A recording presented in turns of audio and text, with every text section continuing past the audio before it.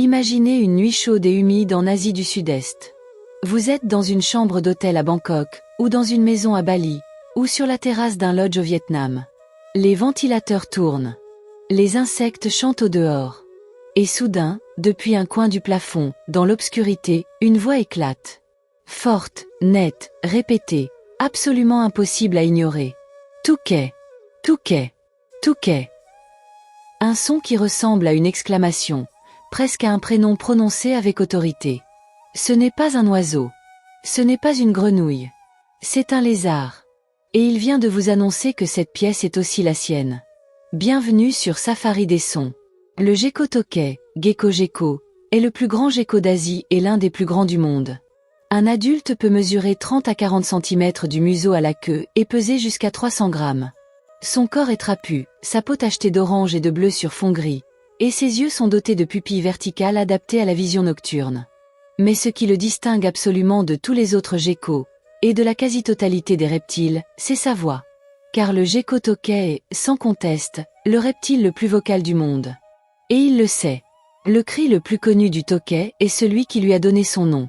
Ce double appel puissant, Touquet ou Toquet selon les régions et les individus, est émis par le mâle avec une régularité et une intensité déconcertantes pour un animal de cette taille. Chaque séquence comprend généralement entre 2 et 8 répétitions de cet appel, produites à intervalles très rapprochés, avant une pause. Le son est grave, résonnant, et peut s'entendre jusqu'à 300 mètres dans un environnement ouvert. Dans une pièce close, il est tout simplement assourdissant. Ce cri est à la fois un signal territorial envoyé aux mâles rivaux et un chant nuptial adressé aux femelles.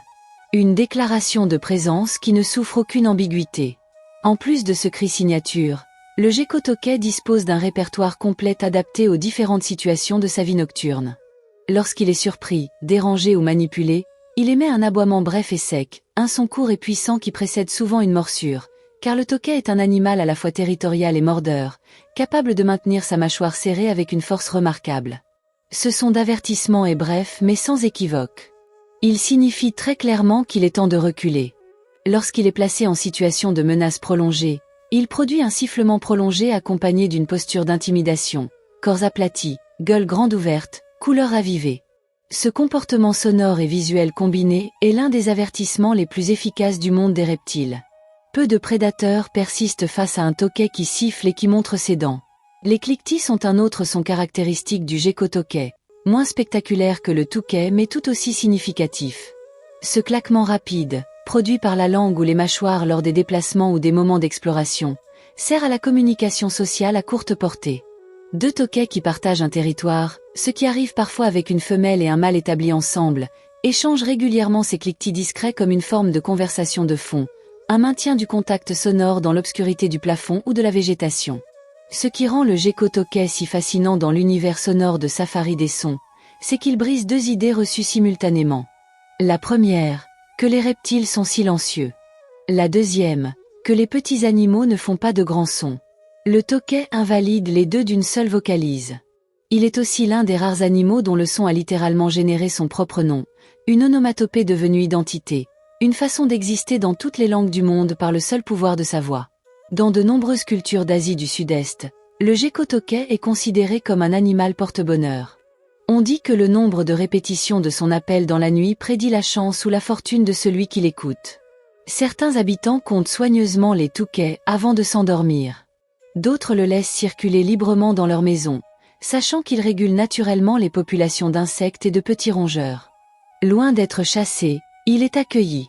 Sa voix, qui réveille les touristes, berce les locaux. Le gecko Touquet est un animal de nuit, de chaleur et d'opportunisme. Il s'installe là où les murs sont hauts, les insectes abondants et la chaleur résiduelle confortable. Il vit avec l'humain sans vraiment lui appartenir, partage son espace sans lui demander la permission, et annonce sa présence chaque soir avec la même assurance tranquille.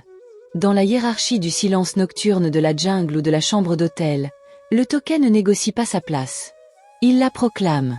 Et une fois qu'on a entendu ce Touquet claquer dans le noir, on comprend qu'il n'a pas besoin de négocier. Merci d'avoir écouté Safari des Sons. Avez-vous déjà partagé une nuit avec un gecko Touquet, en Asie ou ailleurs? Dites-nous en commentaire comment vous avez vécu cette expérience. Abonnez-vous à la chaîne pour ne manquer aucune exploration sonore du monde animal. À très bientôt, pour de nouveaux sons sauvages.